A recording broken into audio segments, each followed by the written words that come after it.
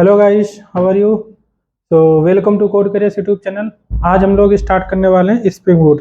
इससे पिछले लेक्चर में हम लोगों ने मेवन के बारे में पढ़ा था थोड़ा बहुत। ठीक है, मेवन इसलिए पढ़ाया था क्योंकि मेवन बहुत इंपॉर्टेंट था इसके लिए। ठीक, और आज हम लोग स्प्रिंग बूट की थ्योरेटिकल पार्ट पढ़ेंगे। एक्चुअली स्प्रिंग बूट नहीं, स्प्रिंग बूट से पहले हम लोग कुछ बेसिक चीज़ें समझेंगे। ठीक है, और इसके बाद ही स्टार्ट करेंगे। अदरवाइज अगर मैं स्प्रिंग बूट पढ़ाऊंगा तो एक दिन में खत्म, एक लेक्चर में हम खत्म कर सकते हैं। ठीक, उसमें ज़्यादा कुछ है नहीं। लेकिन क्योंकि स्प्रिंग बूट जो है वो स्प्रिंग ही यूज करता है इंटरनली। ठीक है, क्योंकि जो स्प्रिंग बूट बना हुआ है वो टॉप ऑफ स्प्रिंग ही बना हुआ है। ठीक है, तो इसलिए स्प्रिंग सारी जो क्या कहते हैं कॉन्सेप्ट जो है स्प्रिंग के आपको पता होना चाहिए। और इतना ही नहीं, कोडिंग के लिए ही नहीं बल्कि इंटरव्यू अगर आपको कहीं देने जाना है तो वहाँ पे स्प्रिंग एमबीसी के बारे में आपको जानना बहुत ज़रूरी है। ठीक है, हालांकि स्प्रिंग एमबीसी हम पढ़ा नहीं रहे हैं इस समय, spring MBC completely, but spring MBC या के बारे में थोड़ा बहुत मैं डिस्कस करूंगा और कुछ बेसिक चीज़ें हैं वो हम लोग समझेंगे। ठीक है, जो कि स्प्रिंग बूट में आपको दिखाई ज़्यादा नहीं दिखाएगा, बट फिर भी हम लोग यूज कर रहे होंगे उसको। ठीक है, और तो सबसे पहले हम लोग स्टार्ट करते हैं स्प्रिंग बूट में। ठीक है, सबसे पहले स्प्रिंग एमबीसी के बारे में अगर मैं थोड़ा बताऊं तो स्प्रिंग एमबीसी क्या होता है। ठीक है, क्या हालांकि अब स्प्रिंग एमबीसी बहुत कम लोग यूज करते हैं क्योंकि अब आर्किटेक्चर जो हमारा मोनोलिथ से माइक्रो सर्विस की तरफ जा रहा है। ठीक है, ज़्यादा से ज़्यादा लोग जो है माइक्रो सर्विस की तरफ जा रहे हैं। लेकिन माइक्रो सर्विस जो है हमारा हर जगह यूज नहीं कर सकते हम लोग। ठीक, क्यों नहीं कर सकते? क्योंकि ये कॉस्ट कंज्यूमिंग होता है। ठीक है, क्यों कॉस्ट कंज्यूमिंग क्यों हो जाता है? क्योंकि नंबर एक तो उसके जो डेवलपर्स होते हैं एक्सपर्टाइज होने चाहिए। ठीक है, और दूसरी बात है जो इंफ्रास्ट्रक्चर है जो काफ़ी वाइड हो जाता है ना। तो इस वजह से वो काफ़ी कॉस्ट कंज्यूमिंग हो जाता है और टाइम कंज्यूमिंग भी होता है। ऐसा नहीं है, कॉस्ट के साथ साथ टाइम भी ज़्यादा टाइम लगता है तभी कॉस्ट भी बढ़ जाता है। ठीक है, दूसरा भी रीजन कह सकते हो। तो हर कोई मतलब माइक्रो सर्विस की तरफ नहीं जा सकता है। माइक्रो सर्विस लोग कहते हैं, बट माइक्रो सर्विस अगर आपको कोई स्टार्टिंग करनी है, कोई एप्लीकेशन बेसिक से स्टार्ट करना है, ठीक है, अभी कोई ज़्यादा उससे अर्निंग नहीं है, ठीक, तो आप डायरेक्टली माइक्रो सर्विस पे ले जाने के बजाय आप पहले से माइक्रो सर्विस की जगह एमबीसी में सिंपल एक मोनोलिथ एप्लीकेशन बना लो, क्योंकि उसका कोई अर्निंग नहीं है। ठीक है, आप बहुत सारा इंफ्रास्ट्रक्चर क्रिएट नहीं कर सकते हो, उसके लिए अलग अलग बहुत सारे डेटाबेस और लेना है आपको, सर्वर्स बहुत सारे बनाने हैं। उससे चाहे एक सिंपल सा सिस्टम बना लो और आराम से उसमें आप डिप्लॉय कर दो, चल जाएगा। ठीक है, तो इस वजह से माइक्रो सर्विस से पहले आपको स्प्रिंग बूट से पहले हमारा एमबीसी पढ़ना बहुत जरूरी। और दूसरा स्प्रिंग बूट जो हमारा है ये माइक्रो सर्विस के लिए चूंकि यूज होता है, इसमें आप कंप्लीटली फुल एप्लीकेशन मोनोलिथ नहीं बना सकते। मोनोलिथ मतलब क्या हुआ? जो आपका फ्रंट एंड हुआ। ठीक है, फ्रंट एंड मतलब जहाँ पे आप जो भी आप ब्राउजर पे दिखता है वो सारा कुछ डिजाइनिंग जो होती है वो वो पार्ट बिल्कुल अलग सेपरेट हो जाता है। स्प्रिंग बूट में उसका इंक्लूड नहीं करते हैं। ठीक है, स्प्रिंग बूट एक्चुअली केवल और केवल एपीआई डेवलपमेंट के लिए होता है। ठीक है, एपीआई डेवलपमेंट मतलब कोई भी आपने मेथड बनाया और वो मेथड बाहर एक्सपोज कर दिया। ठीक है, एक्सपोज कर दिया मतलब बाहर दूसरे को एक्सेस करने के लिए अलाउ कर दिया, तो वो मेथड कोई बंदा दूसरा कॉल करके उसको यूज कर सकता है। ठीक है, तो स्प्रिंग बूट का क्या मतलब आर्किटेक्चर होता है, मतलब कैसे वर्क करता है, एमबीसी कैसे वर्क करता है, वो सारी चीजें हम लोग यहाँ पे थोड़ा समझेंगे। ठीक है, और वो बेसिक कोर कंसेप्ट भी हम लोग समझेंगे। तो ये था स्प्रिंग बूट में गए, इससे बेनिफिट्स क्या होते हैं। ठीक है, उससे पहले हम लोग स्प्रिंग एमबीसी के बारे में समझ लेते हैं, तभी आपको बेनिफिट समझ में आएगा। ठीक है, तो स्प्रिंग एमबीसी जो हमारा बहुत ज़्यादा एक तरीके से कॉम्प्लेक्स कह सकते हो उसको। बहुत उसको पढ़ने के लिए आपको बहुत सारी चीज़ें पढ़नी पड़ती हैं। ठीक है, अगर आपको एक सिंपल एप्लीकेशन भी बनाना है तो उसके लिए काफ़ी चीज़ें आपको पहले से ही करनी पड़ेंगी। ठीक है, और सबसे मेन जो अगर मैं बताऊं पर्पज, अगर इसका प्रॉब्लम्स जो थी वो डिपेंडेंसी मैनेजमेंट का था, और दूसरा आपका जो डायरेक्टली आपके पास में डिप्लॉयबल टाइप का क्या कहते हैं डिप्लॉयबल टाइप का जार या वार डायरेक्टली क्रिएट नहीं हो पाता था। ठीक है, मतलब डिप्लॉयबल टाइप का रेडी टू डिप्लॉयमेंट टाइप का एप्लीकेशन क्रिएट नहीं होता था। ठीक है, बहुत सारी चीज़ें उसमें बाद में करनी पड़ती थी। तो ये कुछ चीज़ें हैं, लेकिन हम लोग चलते हैं एक तरफ से। मैंने सोचा है कि हम प्रॉपरली एक तरीके से डॉक्यूमेंट बना करके ही हम लोग अब इसको स्टार्ट करेंगे, आगे जो भी चीज़ें पढ़ेंगे। ठीक है, क्योंकि बहुत सारी चीज़ें हम लोग पढ़ने वाले हैं। ठीक, जिससे कि आप लोग नोट्स भी कर सकें और ज़्यादा से ज़्यादा आप अगर सपोर्ट करेंगे तो हम प्रॉपर नोट्स बना के ही लाया करेंगे और आपको यहाँ पे दिखा के, जिससे कि आप लोग यहाँ पे कम प्रॉपरली क्या कर सकते हैं, नोट कर सकते हो, अपना नोट्स बना भी सकते हो। ठीक है, तो ये है। और आप धीरे धीरे अगर आप अच्छा सपोर्ट करते हैं तो नोट्स हम डायरेक्टली PDF फाइल प्रोवाइड कर दिया करेंगे। ठीक है, और अभी मैंने, हालांकि मैं सोच रहा था गिट रिपोजिटरी बना करके वहाँ पर उसका URL हम डायरेक्टली देते रहें। ठीक है, मेवन मैंने देखो आपको बताया था सॉरी। ठीक है, मेवन बता दिया। अब हम लोग शुरू करते हैं। तो यहाँ पे स्प्रिंग देखो, यहाँ पे सही पढ़ेंगे। स्प्रिंग वाइडली यूज्ड, अब देखो, used for creating scalable application. ठीक है, स्केलेबल एप्लीकेशन मतलब क्या हुआ, नंबर एक तो हम आप बता दें, स्प्रिंग जो हमारा यूज होता है ये, और आगे देखो for web application Spring provides Spring MVC which is widely use module of Spring which is use to create scalable web application. Actually जो यहाँ पे वेब एप्लीकेशन लिखा हुआ है, मैंने कहीं अदर जगह डेफिनेशन लिया था। स्प्रिंग हमारा केवल वेब एप्लीकेशन है, ये इंटरप्राइज एप्लीकेशन बनाने के लिए यूज होता है। इंटरप्राइज एप्लीकेशन क्या होता है कि यहाँ पे बहुत सारे मॉड्यूल्स जो है आपस में कनेक्ट करते हैं। ठीक है, डिफरेंट डिफरेंट सर्वर्स पे हमारे डिप्लॉय रहते हैं, तो इसको माइक्रो सर्विस आप बनाएंगे। और माइक्रो सर्विस मतलब क्या हुआ कि बहुत सारे अलग अलग सर्वर्स है, डेटाबेस अदर जगह डिप्लॉयमेंट है, और क्या कहते हैं, स्प्रिंग जो एक पर्टिकुलर प्रोजेक्ट आपका होगा उसको स्मॉल स्मॉल मॉड्यूल्स में डिवाइड करके अलग अलग डिप्लॉयमेंट रहेगा। ठीक है, तो इस तरीके का रहता है, तो उसको हम लोग क्या कहते हैं, इंटरप्राइज, मतलब ये नेटवर्क के थ्रू कनेक्ट करते हैं आपस में। ठीक है, इंटरप्राइज टाइप के एप्लीकेशन। बट मेन डिसएडवांटेज इसका क्या है, देखो, कॉन्फ़िगरेशन। इसका मेन डिसएडवांटेज है कॉन्फ़िगरेशन। ठीक है, कॉन्फ़िगरेशन वही जो आप जब स्टार्ट में स्प्रिंग प्रोजेक्ट क्रिएट करोगे, फिर इसमें काफ़ी चीज़ें ऐड करनी पड़ती हैं बाद में। ठीक है, तब आप कहीं जा करके उसमें कोड करना शुरू कर पाओगे, जो कि आपके लिए क्या है, टाइम कंज्यूमिंग है। और इसके साथ में, और दूसरा ये है, प्रोडक्शन रेडी एप्लीकेशन बनाने में जो है थोड़ा टाइम लगता है, उसमें टाइम कंज्यूमिंग रहता है प्रोडक्शन रेडी एप्लीकेशन बनाने के लिए। ठीक है, मेन मेन पॉइंट आप याद रखो। नंबर एक तो इंटरप्राइज एप्लीकेशन के लिए यूज होता है, इंटरप्राइज एप्लीकेशन, वेब एप्लीकेशन। ठीक है, और ये चूंकि सबसे बहुत ज़्यादा यूज होने वाला एप्लीकेशन सॉरी फ्रेमवर्क है, और ये तो आपको पता। दूसरा आपको कह सकते हो स्केलेबल, ये तो चलो कोई बात नहीं है।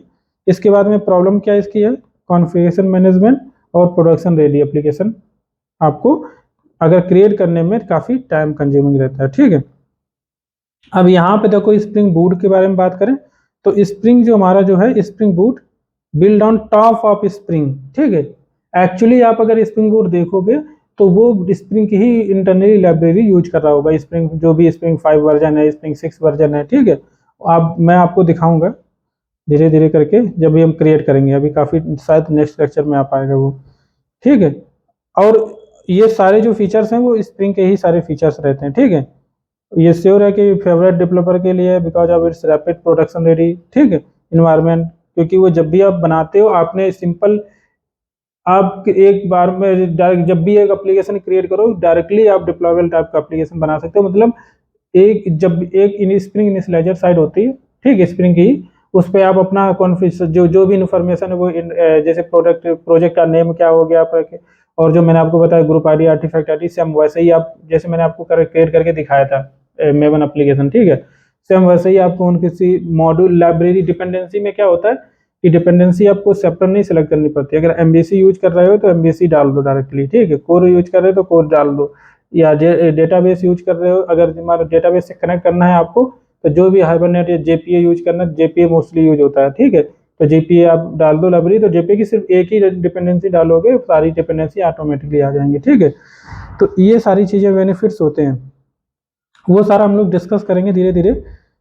और कहाँ गया हमारा कर्जर, नहीं दिख रहा।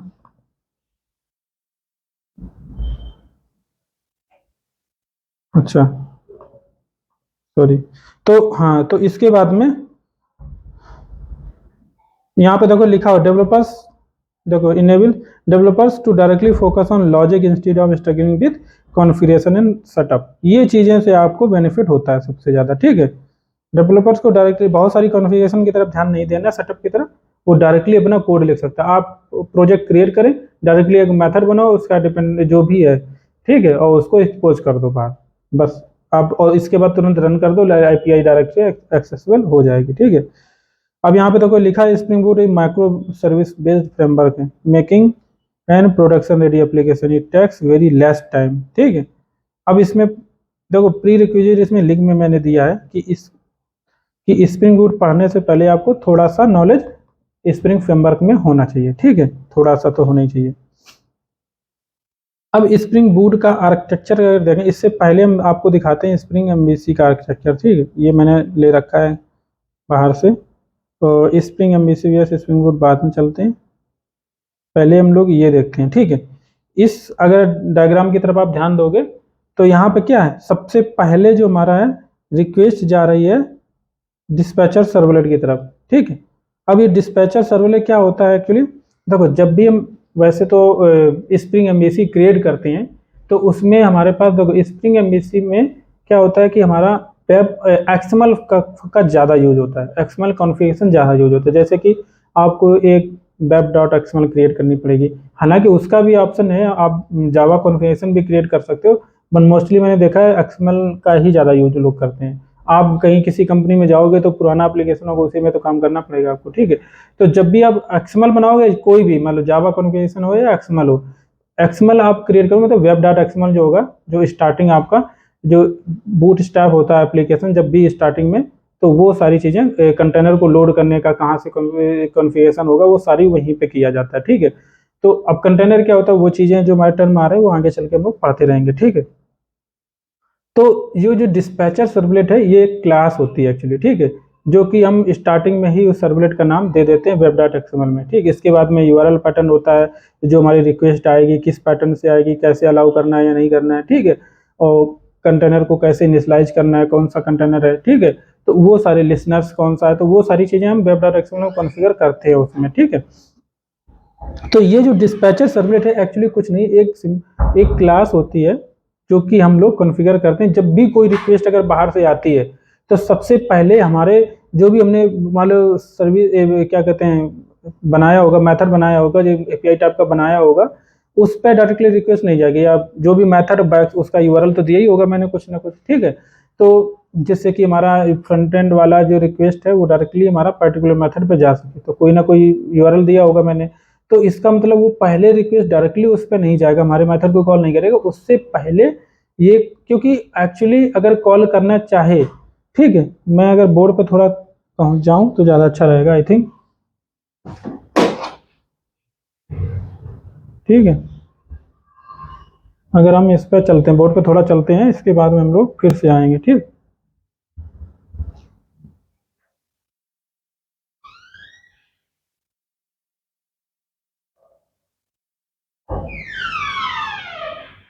तो अगर देखो मान लो आपने ये कोई M1 मेथड बनाया हुआ है। ठीक, M1 मेथड बनाया, ये क्लास थी कोई इस तरीके से, तो ये आपका कोई M1 मेथड बना हुआ है, इसको कॉल करना है, तो इसके लिए आपने मान लो रिक्वेस्ट मैपिंग कुछ भी क्लास दे दिया आपको, जिससे कि आपको कुछ भी है, अभी हम ऐसे ही लिख दे रहे हैं मैप करके, आपने ऐसे दिया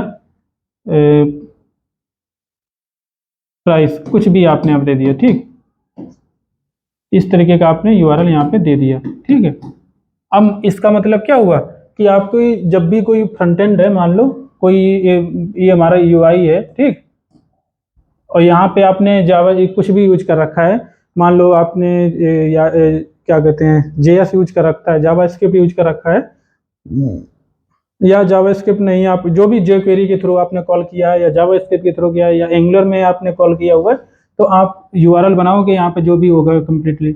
अब यहाँ पे URL आपने मान लो दे रखा है HTTP जो भी है ना, :// बेस URL जो उसका कॉन्टेक्स्ट पाथ होगा। ठीक है, कॉन्टेक्स्ट पाथ क्या होता है वो भी हम बताएंगे आपको। तो आपने कॉन्टेक्स्ट पाथ मान लो एप्लीकेशन का जो भी नेम है, ठीक, स्टार्टिंग में, तो वहाँ पे वो दे रखा होगा, मान लो हमारा माई टेस्ट ऐप ऐसा करके दे रखा है।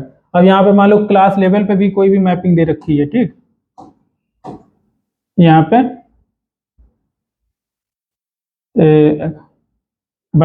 \account। ठीक, तो इस तरीके से मान लो ये आपने यहाँ पे दे रखा है, ये भी पूरा एनोटेशन मैं पूरा प्रॉपर यूज नहीं कर रहा हूँ। ठीक है, सिर्फ समझाने के लिए। तो यहाँ पे आपका क्या होगा, बैकस्लैश, ये कॉन्टेक्स्ट पाथ हो गया आपका बेस यूआरएल के लिए। इसके बाद में आपका आएगा क्या, ये सॉरी मैं वो तो दिया ही नहीं, जो भी पोर्ट वोट होगा आपका, डोमेन होगा, वो आपको यहाँ पे देना पड़ेगा। मान लो आपको डोमेन ऐसा करके लिख देते हैं पूरा, नहीं तो आप समझोगे तो TP:// मान लो आपका कुछ भी IP है, ठीक है, 10.196.10. सॉरी डबल हो गया, .1.1 और पोर्ट होगा 8080, ठीक। फिर ये आएगा, ठीक, इस तरीके से। मैं साफ क्यों नहीं लिख देता हूँ इसको, आप ऐसे यूआरएल होता है, ठीक है, http://192.168.10.1 इस तरह के आपका IP हो गया कोई भी। इसके बाद में आपका डबल कॉलन आएगा, फिर 8080 ये पोर्ट हो गया आपका। इसके बाद में आपका पोर्ट ये तुम्हारा बेस यूआरएल हो गया, ठीक। इसको हम क्या कहते हैं, बेस यूआरएल कहते हैं। ये एक्चुअली डोमेन, यहाँ पे IP की जगह डोमेन रिप्लेस हो सकता है आपका, ठीक है। और इसके बाद इसके साथ साथ में इसी बेस यूआरएल में आप कह सकते हो कि ये भी आता है, कॉन्टेक्स्ट पाथ भी इंक्लूड होता है, माई टेस्ट ऐप, ठीक है। अब जो भी है, टेस्ट सही लिखा है नहीं लिखा, ठीक। इस तरीके से आपने बेस यूआरएल ये आपका पूरा हो गया, ठीक। इसके बाद में आता है \account। अब मैंने गलती तो कर ही दिया, हालांकि जगह कम छोड़ा। तो इसके बाद में \, आएगा अकाउंट, ठीक, और \, प्राइस, ऐसे करके आता है ना। तो आपका देखो ये आपने जैसे ही यूआरएल हिट मारा तो सबसे पहले कॉन्टेक्स्ट पाथ तो ये समझ जाएगा कि हाँ इस प्रोजेक्ट पे कॉल करनी, सर्विस पे कॉल करनी। \account यानी कि वो क्लास लेवल नोटेशन देख लिया उसने, फिर \प्राइस तो इस पे आ गया। तो इसको आप समझो इससे डायरेक्टली यहाँ पे आ जाता है। लेकिन इसको कैसे पता चलेगा कि ये हमारा ये जो हमारी क्लास है कहाँ पे बनी हुई है, प्राइस हमारा ये जो मेथड बना हुआ है ये कहाँ पे बना हुआ है, ठीक है, ये मेथड कहाँ पे बना होता है। ये डायरेक्टली एक्चुअली आपकी क्लास पे डायरेक्टली नहीं आएगा, इसको कोई बताने वाला बंदा होना चाहिए, ठीक है। तो जो बताने वाला है, तो जैसे कि आपने कोई भी, ये मान लो रिक्वेस्ट जो हो रही है वो कहाँ से हो रही है, फ्रंट एंड से हो रही है। जो फ्रंट एंड होता है हम उसको क्लाइंट कहते हैं, ठीक है। तो ये क्लाइंट से हमारी रिक्वेस्ट आ रही है, ठीक है। इसके बाद में अभी हमारा ये सर्विस मैथ हमारा खुद का बनाया हुआ मेथड पर कॉल नहीं कर पाएगा, इसलिए इसको कोई बंदा बताने वाला चाहिए, ठीक है। तो एक्चुअली बताने उसको बहुत सारी हेल्प चाहिए एक्चुअली, अभी सिर्फ रिक्वेस्ट जाने के लिए उसको हेल्प चाहिए, बाकी बहुत सारी रिक्वेस्ट चाहिए। तो उसके लिए हर बंदा अलग अलग बताने वाला नहीं होगा बंदा, क्योंकि बहुत सारी हमें जैसे कि कोई काम करना है, ठीक है, हमें बहुत सारे अलग अलग पर्सन्स की जरूरत है, हेल्प चाहिए, ठीक है। तो उसके लिए हम हर किसी के पास हम खुद जाएं, मतलब ये यूआरएल जो है क्लाइंट जो ये खुद हर किसी के पास जाए कि हमें ये बता दो कहाँ है, ये सामान कहाँ रखा है, वो सामान कहाँ, तो फिर इसको प्रॉब्लम हो जाएगी। तो इसको हर किसी का पता होना चाहिए, ठीक है। तो इसके लिए हर किसी के पास ना जाने की वजह से आपको सिर्फ एक सेंट्रल पर्सन बता दिया कि अच्छा तुम इसके पास चले जाओ, जिसका नाम है डिस्पैचर सर्वलेट, ठीक, डिस्पैचर सर्वलेट। मतलब ये इस बंदे के पास आप चले जाओगे तो ये हर किसी का एड्रेस बता दे, क्योंकि इसके पास सब कुछ है, ठीक है। इसका मतलब ये बहुत लीडर है, मान लो एक तरीके से पहुंच वाला बंदा है, ठीक है, अपने एरिया में बहुत ज्यादा पहुंच रखता है, ठीक है। तो इसका मतलब है ये हर किसी बहुत सारे बंदों को अच्छे से जानता है, ठीक है। इसके पास जाओगे तो ये चला जाए। अब सबसे पहले इसकी क्या जरूरत पड़ेगी, आप उसको जरूरत पड़ेगी हमारा कंट्रोलर है कहाँ, नंबर 1 कंट्रोलर कहाँ है। तो देखो यहाँ पे दिया हुआ कंट्रोलर कहाँ है, तो उसके पता करने के लिए कंट्रोलर है कहाँ वो बताता है यूआरएल हैंडलर मैपिंग, ठीक है, यूआरएल हैंडलर मैपिंग। तो ये जो है यूआरएल हैंडलर मैपिंग, ये जो एक बंदा होगा यूआरएल जो handler mapping, actually handler mapping होती है स्प्रिंग में बहुत सारी अलग अलग प्रकार की होती हैं, वो डिपेंड करता है आपका यूआरएल पैटर्न कैसा है, किस बेसिस पे हम लोग कर रहे हैं, ठीक है।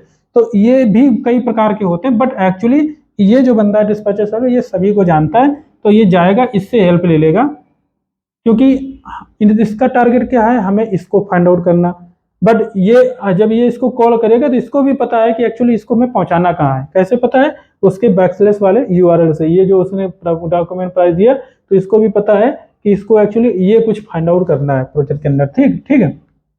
तो उसके लिए सबसे पहले आपको कंट्रोलर के पास जाना पड़ेगा।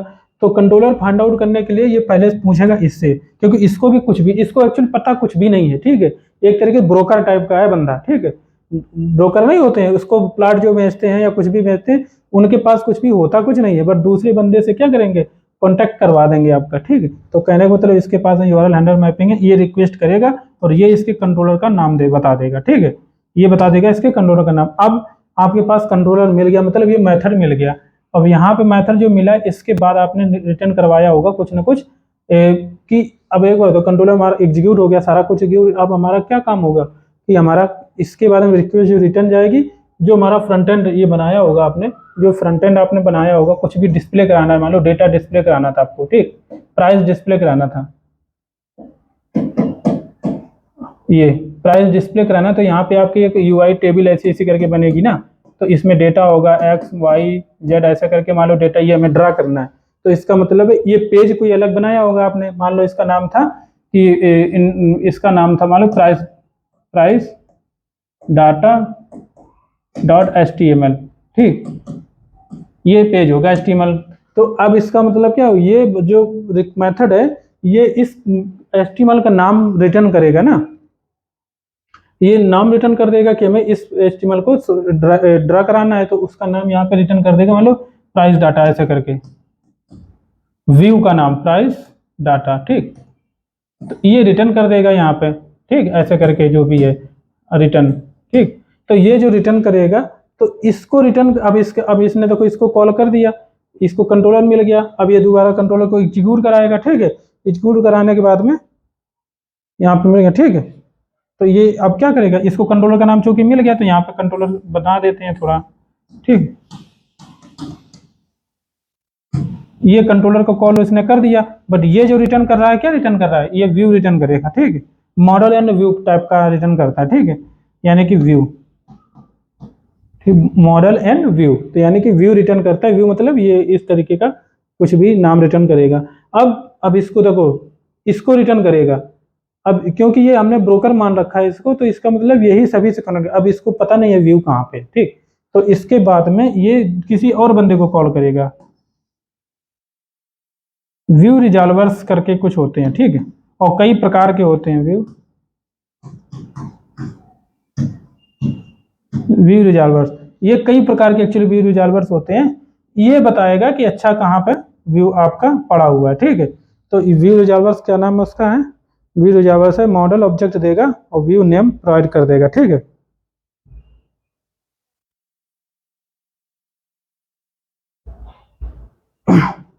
तो इस प्रकार से व्यू रिजॉल्वर्स आ गया। ठीक है, तो ये इस तरीके से वर्क करता है। फिर ये जब इसको व्यू मिल जाएगा इसको, तब यहाँ पे ये व्यू रिटर्न कर देगा प्रॉपरली। व्यू मतलब वो जो HTML है वो ड्रा हो जाएगी। ठीक है, इसके बाद में ये, तो इस तरीके से ये हमारा व्यू बन जाएगा एक तरीके से डिजाइन। ठीक,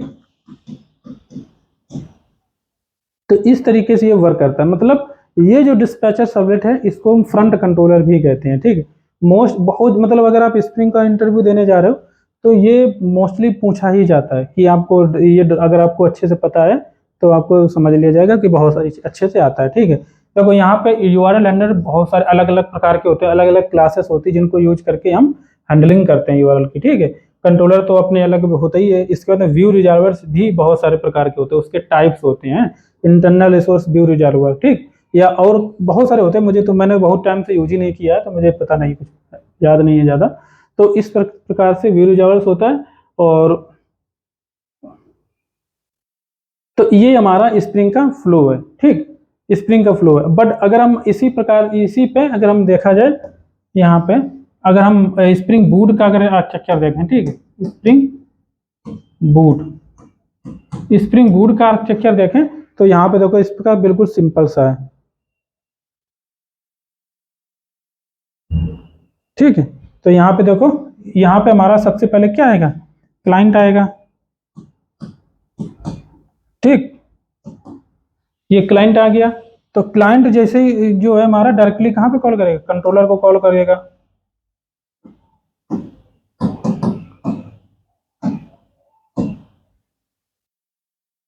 कंट्रोलर हमारा कॉल हो गया, ठीक है। ये अब कंट्रोलर के बाद में क्या होती है, सर्विस लेयर होता है, ठीक। सिंपल सर्विस, सिंपल सा है। देखो जो हमारा क्लाइंट हो गया, कंट्रोलर कॉल किया, फिर सर्विस लेयर आ गया, डीओ लेयर आ गया। फिर इसके बाद में आपके पास में देखो बहुत सारी चीज़ें और भी ऐड कर सकते हो, जैसे कि आप डेटाबेस से कनेक्ट कर रहे हो, ठीक। इसके बाद में अदर कोई कुछ भी और भी अलग मॉड्यूल है जिसको इंटीग्रेट कर रहे हो, ठीक है। तो वो सारा इंटीग्रेशन भी आ जाता है, जैसे कि हमारा कंट्रोलर हो गया, ये हमारा सर्विस हो गया, ठीक। सर्विस हो गया, सर्विस लेयर हो गया। ये जो सर्विस लेयर हो गया, ये कनेक्ट करता है डीओ लेयर से, ठीक। डाटाबेस डीएओ लेयर, ठीक। डीओ लेयर में क्या हो सकता है आपका, रिपोजिटरी होती है ज्यादातर, ठीक है, रिपोजिटरीज होती है। तो यहाँ पे हम ये कह सकते हैं रिपोजिटरी।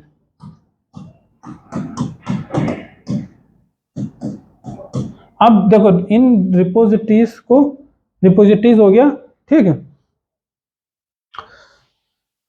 अब रिपोजिटरीज क्या होगा, हमारा डेटाबेस से कनेक्ट होता है, but repository internal dependency injection इस सर्विस में हो गया। डाटाबेस मॉडल सिंपल सा है, इसमें देखो ज्यादा मैंने जो डाल दिया, एक्चुअली ऐसा ही इतना ही होता है एक तरीके से देखा जाए तो। बट रिपोजिटरी जो हमारा ये होगा, ये हमारा कनेक्ट कर रहा होगा डेटाबेस से, ठीक। ये क्योंकि रिपोजिटरी हम बनाते हैं इसीलिए है डेटाबेस का, जैसे कि जेपीआई रिपोजिटरी हो गया, ठीक है। तो रिपोजिटरी मतलब ये डेटा जहाँ पे हम लोग क्वेरी लिखते हैं, हमारा डीओ लेयर हम लोग जो बनाते हैं सिंपल, अगर एप्लीकेशन बनाते हैं स्टैंड अलोन टाइप का, तो वहाँ पे हम क्या लिखते हैं, जेडीबीसी कनेक्शन के लिए हम कोड लिखते हैं कुछ ना कुछ, जहाँ पे हम क्वेरी बनाते हैं, ठीक है। तो वो जो पार्ट है एक तरीके से वही पार्ट हमारा, उसको रिपोजिटरी के थ्रू करते हैं। रिपोजिटरी इसलिए बोलते हैं, ये इंटरफेस है जिसमें कि कई सारे हमारे पास क्लासेस हैं, उसके इंटरफेसेस हैं, जैसे कि जेपी रिपोजिटरी हो गया, ठीक है। तो क्रड रिपोजिटरी हो गया, तो क्रड ऑपरेशन परफॉर्म करने के लिए, तो मतलब ये सारा क्वेरी जो पार्ट है वो यहीं पे लिखा जाता है। यहाँ पे हम लोग डायरेक्टली क्वेरी नहीं लिखते हैं, ऑलरेडी मेथड्स जो एक तरीके से प्रोवाइड कर दिए गए हैं, या कि सेव मेथड, तो सेव मेथड आप यूज करोगे डायरेक्टली वो सेव कर देगा, आपको क्वेरी लिखने नहीं, इंसर्ट इनटू दिस टेबल, ठीक है। अब आपको यहाँ पर रिपोजिटरी में ये सेव जरूर कराओगे, बट कराओगे क्या एक्चुअली, है ना, कराना क्या है आपको, मॉडल कराना है, एंटिटी कराना है, ठीक है। तो आपकी एंटिटी एक्चुअली सेव होती है यहाँ पे, ठीक है। क्या सेव होती है, अब कैसे बनाए हम इसको, यहाँ पे तो बना हुआ है सर्विस के बाद में मॉडल एक्चुअली सेव तो मॉडल ही होता है, ठीक है। कुछ भी आप कैसे भी बना सकते हो यहाँ पे। रिपोजिटरी तो यहाँ पे एक्चुअली इन डायरेक्टरी डिपेंडेंसी इन्होंने बना रखा है इंजेक्शन, ठीक। तो इस तरीके के ही मान के चलो, ठीक है। अब मैं इसको आपको दिखा दूंगा इसमें जो भी बना हुआ है, क्योंकि मुझे भी क्लियर नहीं हो रहा है इसमें जो बनाया गया है, ठीक है। क्योंकि जो हम रिपोजिटरी लेते हैं वो डेटाबेस में, हाँ, रिपोजिटरी जो होती है उसमें मॉडल एंटिटी होता है और एंटिटी आपका उसमें सेव होगा, ठीक है। तो सिंपल अगर देखा जाए तो एक लाइन में ऐसा भी कह सकते हैं, इसमें बिल्कुल ऐसा ही सिंपल सा हमारा डायग्राम होता है, ठीक है। और भी चीजें अगर पढ़नी है तो अब हम लोग आते हैं फिर से अपने डॉक्यूमेंट पे।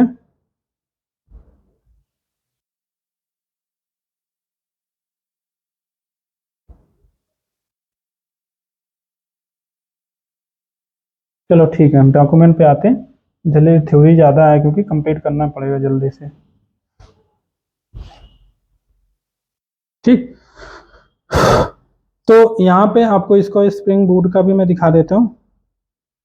इस तरीके का बना होता है, क्लाइंट हो गया आपका, कंट्रोलर हो गया, सर्विस लेयर हो गया, ठीक।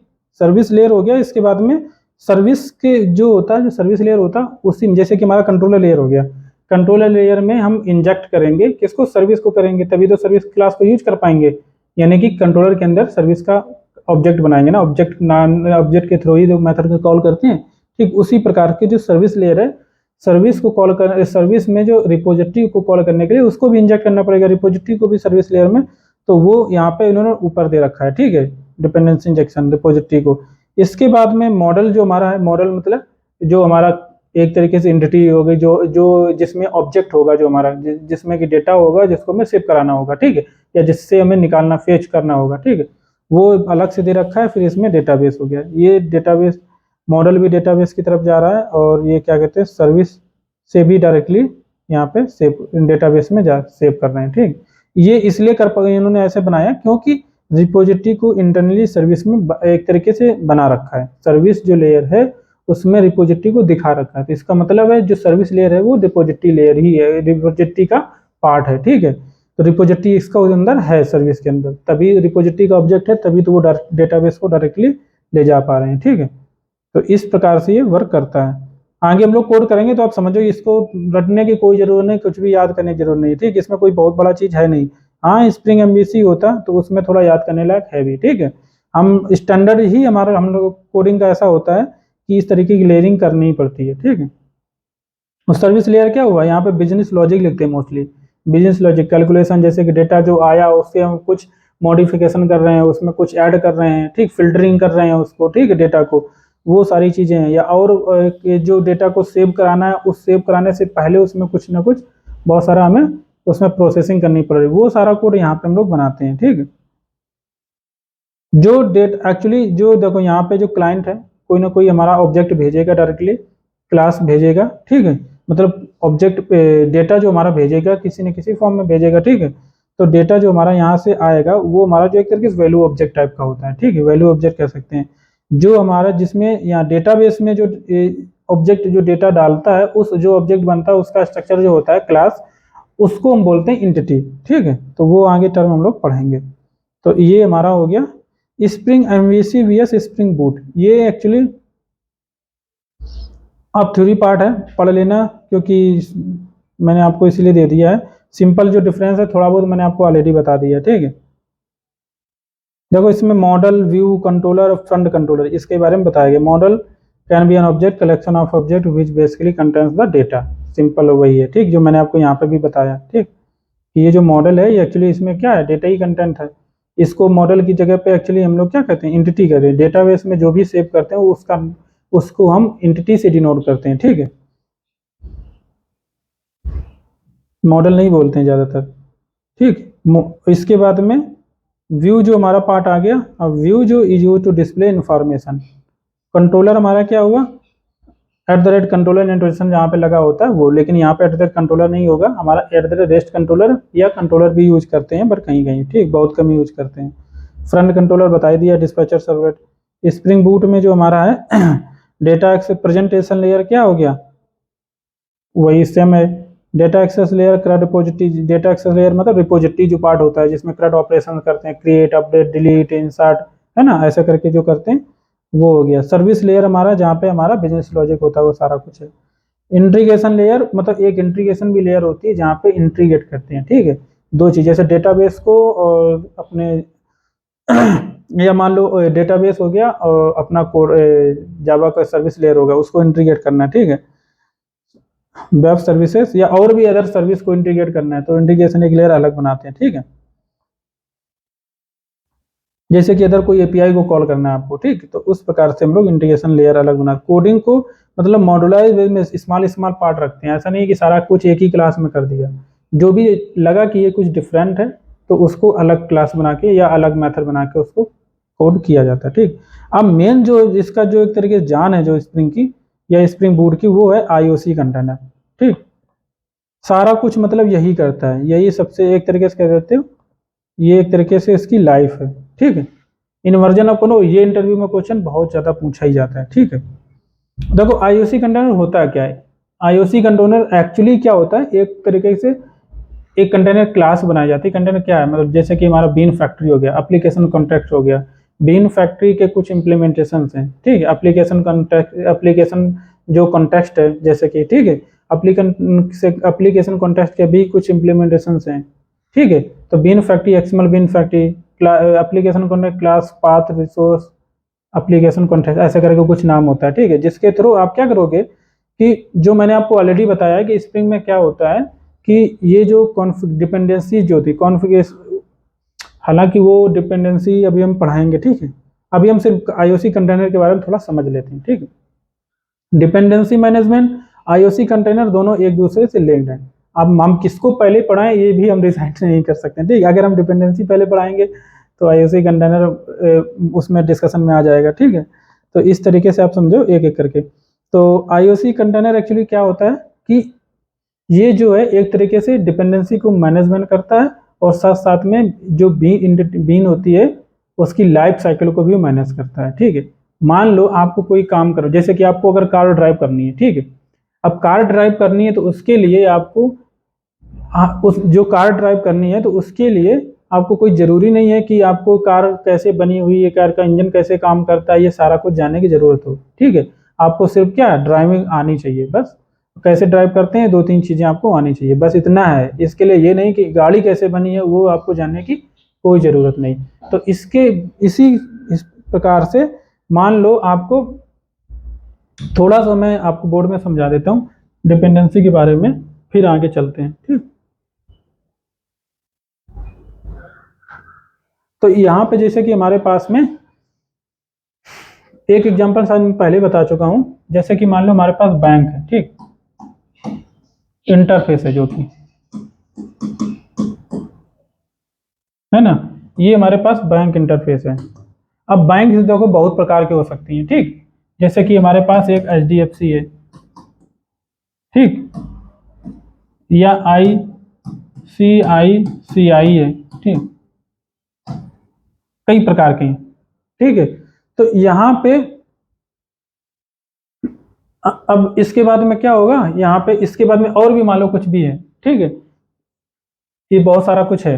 तो इसके बाद में अब मान लो ये जो हमारा है, अब हमें कोई काम करना है, मान लो क्या कहते हैं इसको, कोई क्लास है हमारे पास जहाँ पे हमें कुछ काम करना है, प्राइस मैनेजमेंट कुछ भी है मान लो, ठीक है, अकाउंट मैनेजमेंट करके क्लास है, ठीक, क्लास अकाउंट होल्डर, ऐसे करके कुछ भी है, ठीक। ये कोई हमारे पास क्लास है। तो अब यहाँ पे आपके पास में जो ये क्लास है, इस क्लास में आपको क्या यूज करना है, आपको ये HDFC बैंक है जो, या डिफरेंट डिफरेंट प्रकार की है ना, या फिर कस्टमर्स कर सकते हैं, ठीक।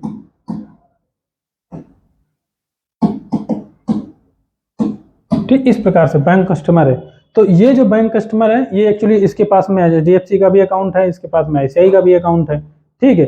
अब मान लो कोई ये जो यहाँ पे अगर पेटीएम है, पेटीएम को पेमेंट करना है, आपके उसके पास में QR कोड आया, उसको तो दोनों हो सकता है, उसको तो बैंक HDFC को भी पेमेंट करना हो या फिर ICICI को भी पेमेंट करना हो, उसको दोनों को करना पड़ सकता है। इसका मतलब दोनों बैंकों की उसको जरूरत पड़ सकती है, ठीक है। या इसी प्रकार जितने भी UPI है ना, अब आप आजकल तो क्या होता है कि एक तरीके से कहीं पे भी किसको भी पेमेंट कर सकते हो, कोई प्रॉब्लम नहीं, इंटर ऑपरेबल टाइप का है, ठीक सिस्टम हमारा। तो इस प्रकार से है। तो यहाँ पे आपको मान लो कुछ भी जरूरत पड़ रही, किसकी जरूरत पड़ रही, मान लो HDFC बैंक की, ठीक है। तो यहाँ पे आप क्या करोगे, तो मान लो कोई मेथड है डिपॉजिट करके कुछ भी, ठीक, ऐसे करके कोई मेथड है, ठीक। इस मेथड के अंदर आपको जरूरत पड़ रही है, किसकी जरूरत पड़ रही है, HDFC बैंक की, ठीक, HDFC बैंक, ये HDFC बैंक ऐसे करके ऑब्जेक्ट बनाना, ठीक। तो यहाँ पे आपको क्या जरूरत पड़ेगी, यहाँ पे आप डरोगे HDFC बैंक, ठीक, is equal to new HDFC bank. एक तो ऐसे करोगे आप, ठीक है। या कुछ ज्यादा जो समझदार बंदे हैं, जो पढ़े लिखे हैं थोड़ा बहुत है, जिन्होंने हमसे लेक्चर लिया है, वो ऐसा कर सकते हैं कि bank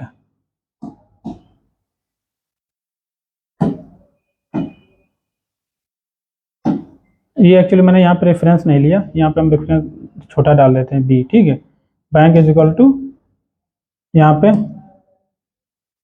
new HDFC bank,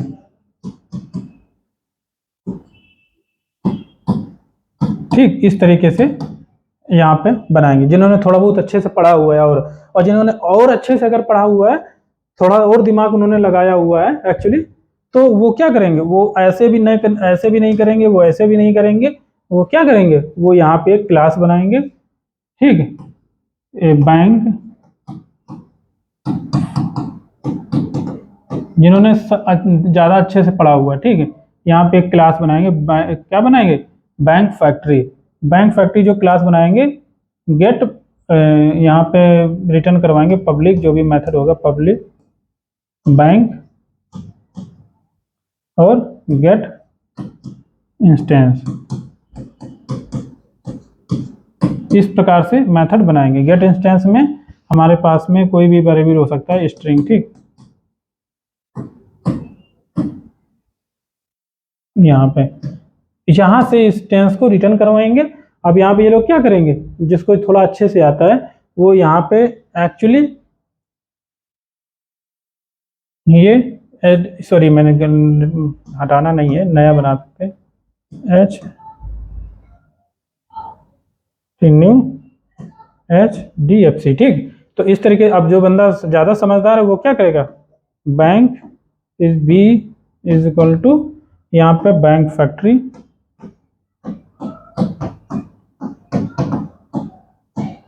factory dot get instance,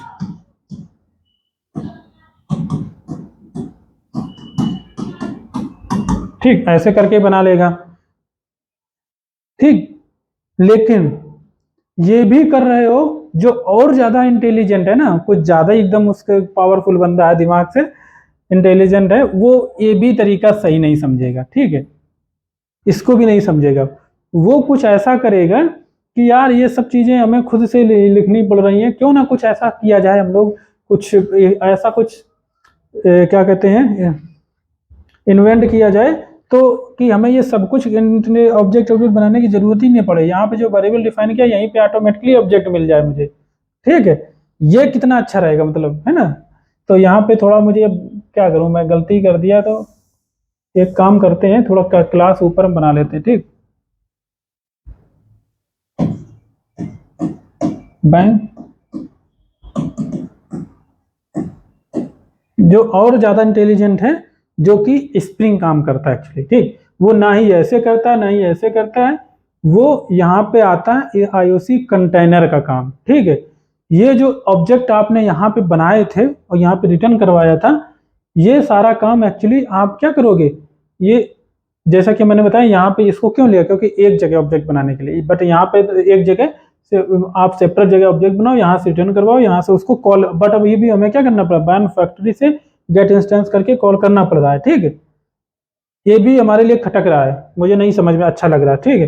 तो हम चाहते हैं कि कोई ऐसा एक बंदा हो, अलग बंदा बैठाल दिया जाए, ठीक। यहाँ पे कोई एक बंदा ऐसा बैठाल दिया जाए बड़ा सा, जिसका नाम रख देते हैं हम IOC कंटेनर, ठीक।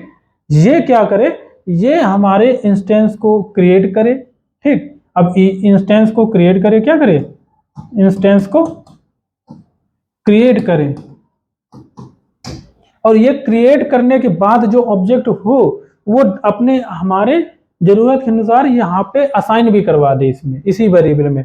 तो अब इसको असाइन करवा दे, इसको असाइन करवाने के लिए ऑब्जेक्ट के बस हमें थोड़ा सा बताना पड़े कि कोई भी एनोटेशन यहाँ पे दे दो कि यहाँ पे ऑब्जेक्ट असाइन हमें करवाना है, कि डिपेंडेंसी हमें बतानी है, ठीक है।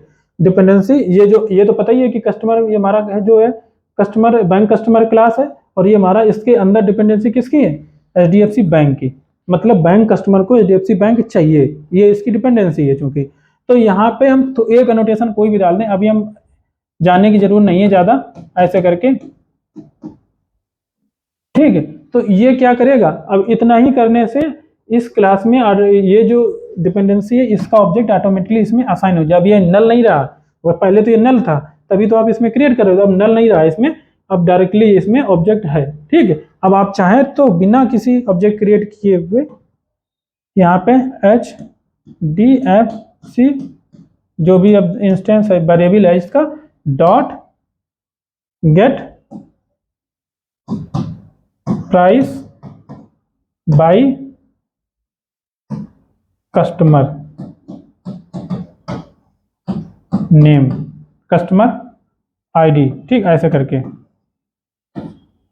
ID पास करोगे, और यहाँ से ये, अब ये जो HDFC बैंक है, इन्होंने इनका खुद का इम्प्लीमेंटेशन होगा, ये आप थोड़ी ना लिखने जाओगे, हम तो पेटीएम बना रहे हैं, हमें तो सिर्फ चाहिए, हमने API कॉल कर दिया, हमने HDFC के API कॉल कर दिया, हमने ICI वाले कॉल कर दिया, वो उनके पास में सारा कुछ बना हुआ ऑलरेडी रखा है, हमें जो चाहिए इस कस्टमर का पेमेंट अकाउंट चाहिए, हमें एक्सेस चाहिए, तो प्राइस चाहिए तो प्राइस हमने ले लिया, उस प्राइस में या उसको जो भी ये करना है प्राइस का, या उसको डिपॉजिट करना था तो यहाँ पे डिपॉजिट कर यानी कि सेंड मनी करके कोई मेथड बना लेते हैं, उसका प्राइस भेज देते, उसकी कस्टमर की आईडी भेज देते, जो भी क्यूआर कोड के थ्रू उसको कुछ मिला है, ठीक है, तो वो जमा कर देता उसमें। तो अब डायरेक्टली इसको करा, अब ये नल नहीं रहा, तो ऑटो बार ये हो चुका है। तो ये ऑटो, अब यहाँ पे देखो इसका मतलब है इस ऑब्जेक्ट को ये जो एचडीएफसी बैंक है किसी न किसी ने तो क्रिएट किया होगा, ठीक है। अब यहाँ पे देखो, आप जो थोड़ा बहुत स्प्रिंग कम पढ़े होंगे, तो अच्छे से नहीं पढ़े होंगे, वो ऐसे ही लिखेंगे, बट जिसको और अच्छे से स्प्रिंग अच्छे से आता है वो एक्चुअली ऐसे नहीं लिखेगा, ठीक है। ये एनोटेशन इस प्रकार से नहीं लिखेगा, वो कैसे लिखेगा, थोड़ा जिसको और अच्छे से आता है। अब एक्चुअली इसको मैं और ऊपर ले जाऊंगा, ठीक है, क्या करें, हम मजबूरी हमारी है। यहाँ पे हम क्या करते हैं, बैंक ऊपर लिख देते हैं। ये बैंक हमारा क्या था, इंटरफेस था एक्चुअली, ठीक। और ये हमारा बैंक इंटरफेस था, हम इसको ऊपर क्यों ले जा रहे थे, हाँ एक चीज और लिखनी है मुझे थोड़ी, ठीक, इस क्लास को थोड़ा और ऊपर कर दो, क्लास बैंक कस्टमर, ठीक। और यहाँ पे हमारा था, हाँ तो ये एक चीज हो गई जिसको और अच्छे से थोड़ा बहुत नॉलेज है, क्योंकि ये एचडीएफसी बैंक है, ठीक। बैंक हमारे कई प्रकार की हैं, तो यहाँ पे इन्होंने क्या कर रखा होगा, बैंक बना रखा होगा। ये हमारा बैंक एचडीएफसी बैंक है जो कि स्टैंड कर रहा होगा किसको, बैंक को, EXT बैंक कर रहा होगा, ठीक। शॉर्ट फॉर्म आपको समझना होगा अपनी तरफ से, ठीक है। ICICI EXT बैंक कर रहा होगा, चूंकि ये तो हम ऑलरेडी एज्यूम कर चुके हैं, अगर एज्यूम ना किया होता तो यहाँ पे फैक्ट्री में हम बैंक नहीं रिटर्न करते, ठीक है। समझने वाले ऑलरेडी समझ चुके होंगे, पर फिर भी हम कुछ लोगों को नहीं अगर पता है, तो ध्यान नहीं दिया उन्होंने, तो हम उनको बस ध्यान दिलाने के लिए यहाँ पे EXT बैंक लिख रहे हैं, ठीक है। तो ऐसा अगर है तो जो ज़्यादा समझदार है वो क्या करेगा, वो कहेगा यार हमें कभी एचडीएफसी की जरूरत पड़ सकती है, कभी आईसीआई की इंस्टेंस की जरूरत पड़ सकती है, तो हर किसी के लिए अलग अलग क्यों हम लिखें फालतू में, ठीक है।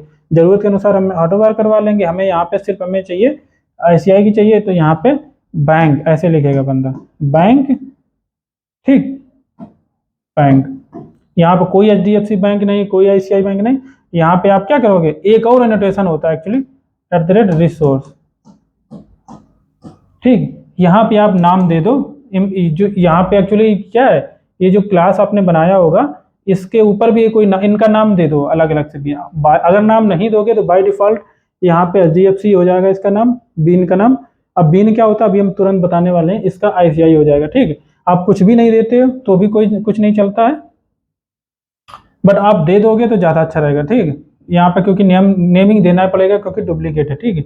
यहाँ पे आप नेम दे दोगे क्योंकि ये हमारा किस लेयर का काम है, सर्विस लेयर है, अगर सर्विस लेयर डाल दो, नहीं है तो कंपोनेंट भी डाल दो, ठीक है, सर्विस, ये भी सर्विस लेयर है क्योंकि यहाँ पे बिजनेस लॉजिक है, ठीक है। और इसका नाम है ICIC, ठीक, इसका नाम है HDFC, ऐसे करके नाम यहाँ पे हम लोग देते हैं, ठीक। ये जो नाम है यहाँ पे दे दो इसको।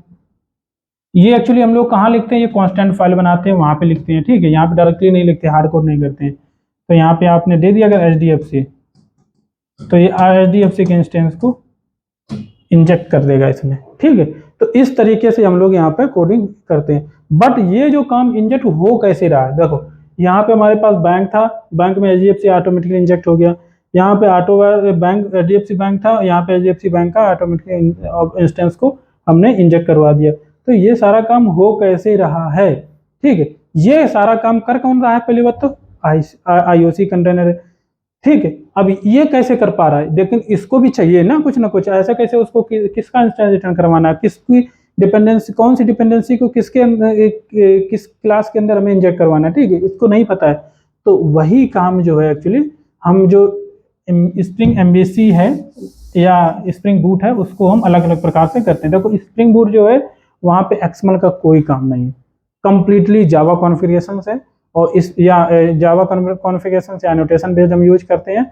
और स्प्रिंग जो हमारा MVC था उसमें दोनों प्रकार से था, आप थोड़ा बहुत स्प्रिंग क्या कहते हैं एक्सएमएल कॉन्फ़िगरेशन यूज करते हो अपने, ये भी डिपेंड कर रहा है। देखो दोनों चीज़ें अच्छी थी, ऐसा नहीं है कि एक्सएमएल नहीं अच्छा था, जावा कॉन्फ़िगरेशन अच्छा नहीं था, अब ज़रूरत के हिसाब से था, ठीक है, रिक्वायरमेंट के बेसिस पे था।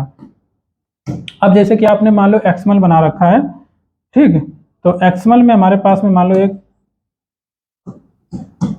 ठीक बीन्स टाइप का एक नोटेशन होता है, ठीक, इस बीन्स के अंदर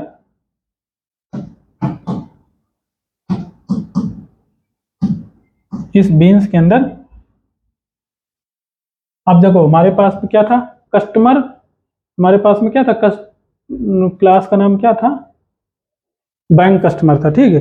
तो बैंक, चूंकि बैंक कस्टमर में हमें इंजेक्ट करवाना है, क्या करवाना है, और इसका नाम जो है, इसका नाम कुछ भी आप रख सकते हैं, तो जो एक तो फॉर्मेट होता है बाय डिफॉल्ट, बट आप कुछ भी नाम रखोगे कोई दिक्कत नहीं, बट उस नाम को आपको web.xml में स्प्रिंग एमवीसी जब पढ़ते हैं हम लोग हैं तो उसमें इंजेक्ट बताना पड़ता है, ठीक है, कि ये हमारे लोड करना, इसको लोड करना है, यहाँ पे बीन लिखी हुई, ठीक है। तो यहाँ पे आप ऐसे लिखोगे बीन नेम, ठीक, यहाँ पे मतलब आपको बताना पड़ेगा, ऐसा नहीं है कि कुछ बताओ ना ऑटोमेटिकली आईओसी कंटेनर जो सब कुछ करके बस अपने आप रख दे, ऐसा नहीं है।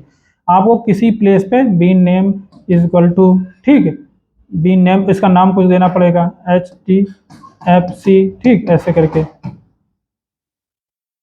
कस्टमर है, सॉरी HDFC कस्टमर है, तो CS कस्टो ऐसे करके लिख दो, जो भी है थोड़ा नाम प्रॉपर लगे, ठीक है।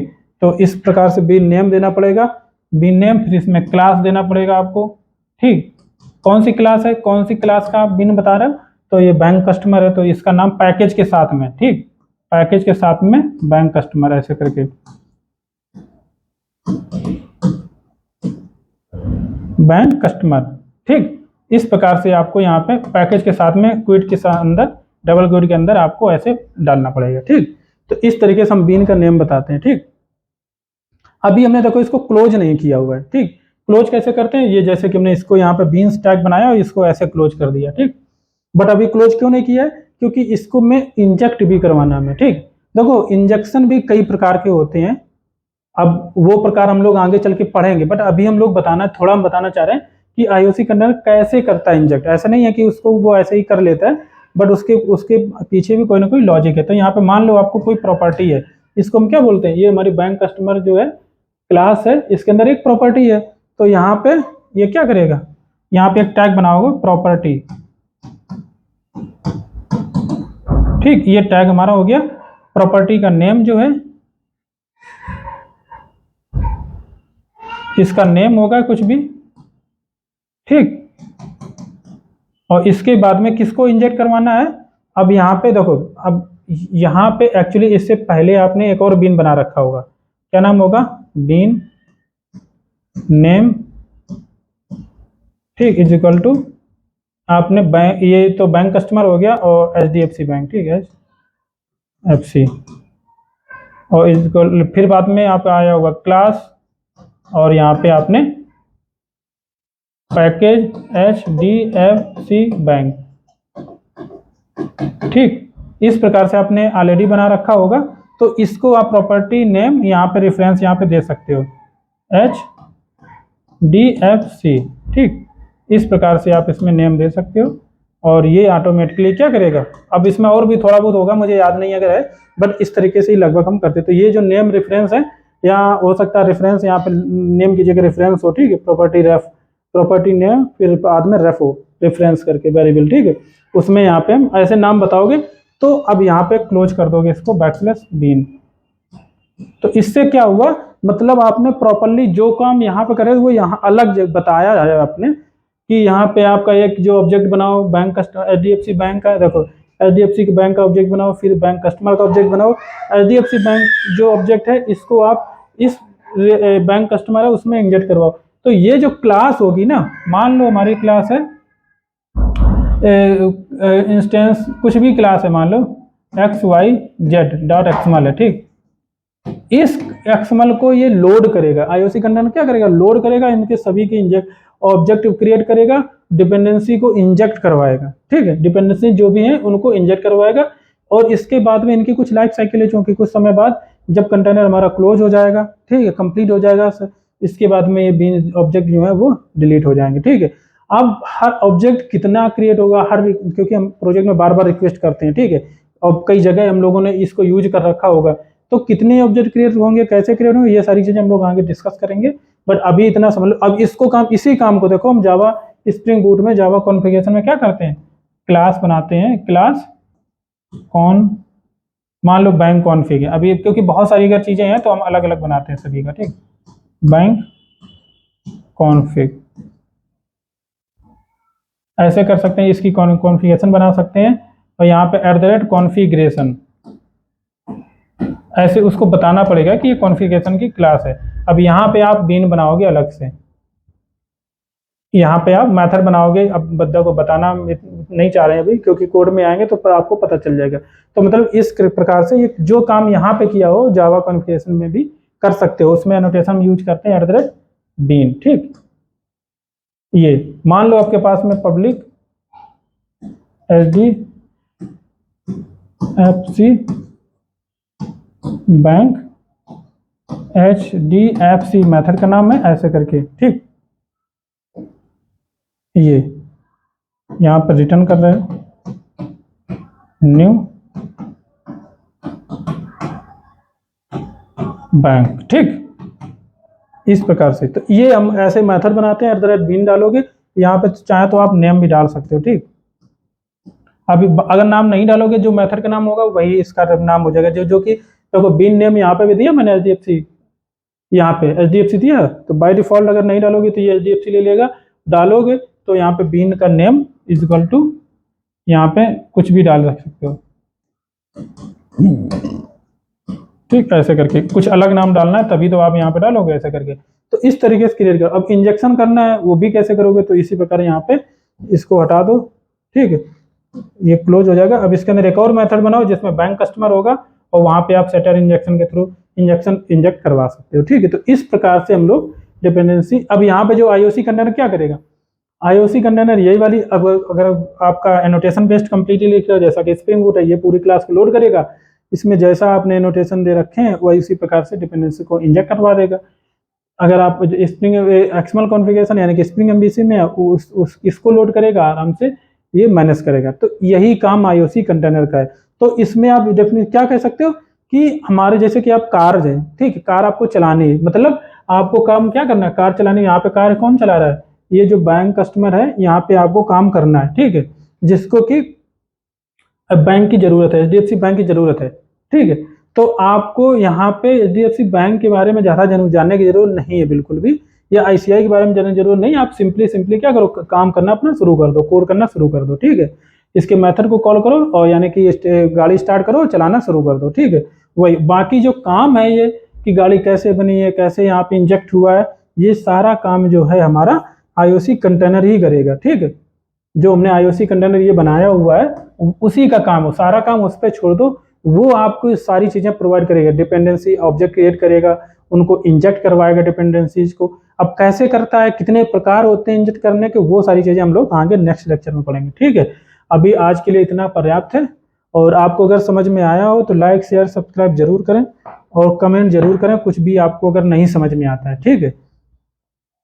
तो मिलते हैं फिर नेक्स्ट लेक्चर में। बहुत सारी चीज़ें हैं और बहुत इंपॉर्टेंट है, इसलिए हम इसको स्किप नहीं कर सकते, ठीक है। क्योंकि ये चीज़ें आप अगर समझ जाओगे तो स्प्रिंग बूट में आपको बहुत ज़्यादा हेल्प मिलेगी, ठीक है। स्प्रिंग बूट कुछ है ही नहीं, ऑलरेडी आपको मैं बता चुका हूँ, क्योंकि ये स्प्रिंग MVC का ही एक तरीके से स्प्रिंग MVC को ही इंटरनली यूज करता है, ठीक है।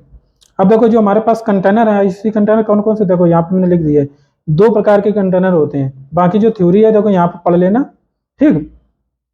There are 2 types of IOC container, bean factory application container. और भी हमारे पास होते हैं, अब ज़्यादा जरूरत नहीं है हमको, बट एप्लीकेशन जो कंटेक्स्ट है, एप्लीकेशन कंटेक्स्ट है जो हमारा, वो बहुत इंपॉर्टेंट, यही एडवांस लेवल कंटेक्स्ट है, ठीक है, इसी का यूज होता है। और बीन ये हमारा एक तरीके आप डेप्रिकेटेड भी कह सकते हो, बीन फैक्ट्री ज़्यादा यूज नहीं करते हैं लोग, ठीक है। तो ये जो हमारा कैसे बनता है, अगर हम कोर एप्लीकेशन बनाते हैं, स्प्रिंग कोर बनाते हैं, ठीक है, तो उसके लिए आप ऐसे क्रिएट करो, एप्लीकेशन कॉन्टेक्स्ट, आपका कॉन्टेक्स्ट आ गया, इस प्रकार से आपकी देखो XML लोड हो गई, ठीक है। XML लोड हो गई यानी कि आपको बीन मिल सकती है।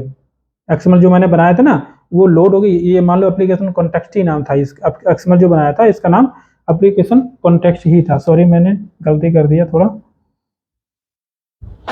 ठीक है। तो ये हमने जो दिखा रहा था कि देखो डेफिनेशन, ये आप आईओसी कंटेनर की पढ़ सकते हो, ठीक है।